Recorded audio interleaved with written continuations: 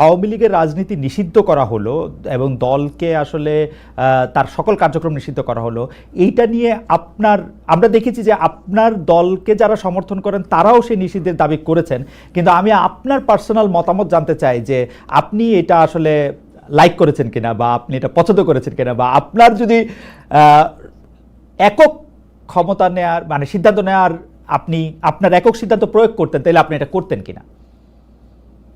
দেখেন, এখানে অনেকগুলা বিষয়। আমাকে ইদানিং ফরেন মিশনের যারা বাংলাদেশে আছেন, এনভয় বা আপনার রাষ্ট্রদূত যারা আছেন, তারাও জিজ্ঞেস করেন যে ন্যাশনাল রিকনসিলিয়েশনের একটা জায়গা থাকা উচিত কিনা। আমি বলি অবশ্যই উচিত।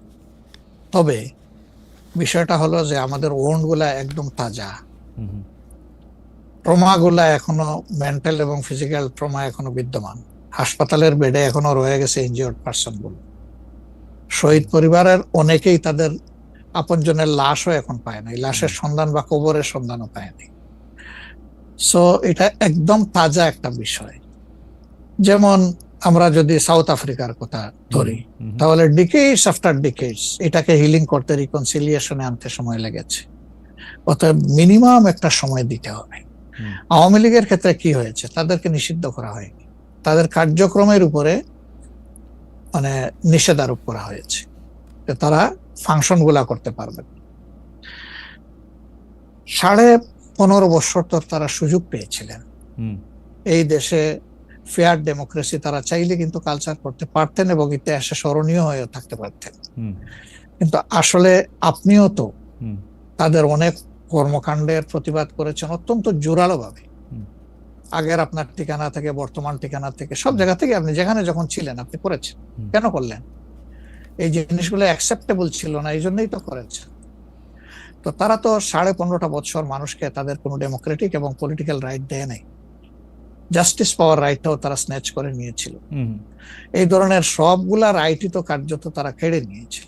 আপনি যদি প্রেসের কথা বলেন, এখন তো অ্যাটলিস্ট যখন তখন যাকে তাকে, প্রধান উপদেষ্টাকে একটা কথা বলেছে ঢুকাই দাও, মামলা একটা দিয়ে তাকে সাথে সাথে ঢুকাই দাও, এই কাজ তো এখন হচ্ছে না।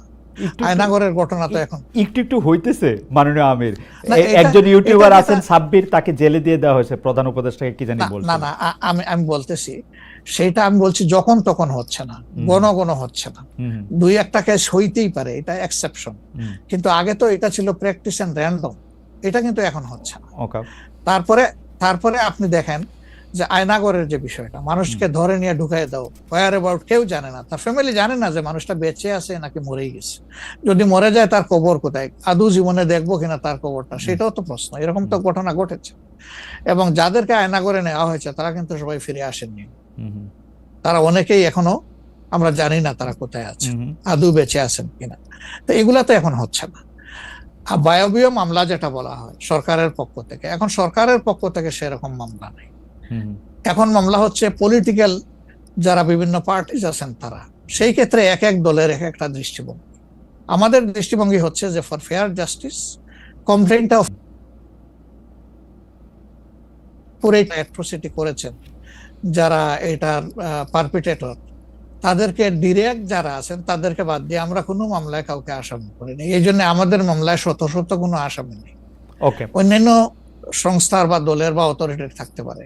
তো এই জিনিসগুলোর কিছুটা হলেও ডেভেলপমেন্ট হয়েছে, কিন্তু আরো অনেক হওয়ার প্রয়োজন আছে এবং সুযোগ আছে।